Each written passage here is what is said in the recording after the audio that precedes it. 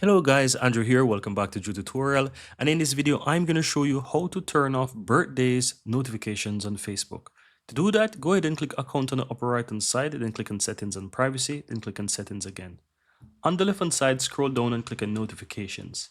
And in the list, you will find birthdays. Click on that to expand it and you can choose how you want to receive those notifications or not.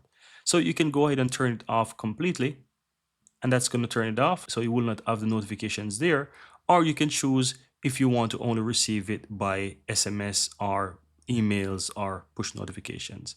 If, for example, emails is bombarding your email, you can just toggle that off. The same is for SMS as well if you don't want to have that on. If you're fine with push notifications on your phone, then you can do that.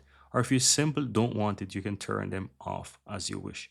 And that's it. You can always go to Facebook and check this manually. And if you want to give someone, if you want to say happy birthday to someone, you can always do that as you go along. But that's it, guys. You don't have to have those notifications bombarding your phone or your emails or even SMS if you don't want to. And that's it.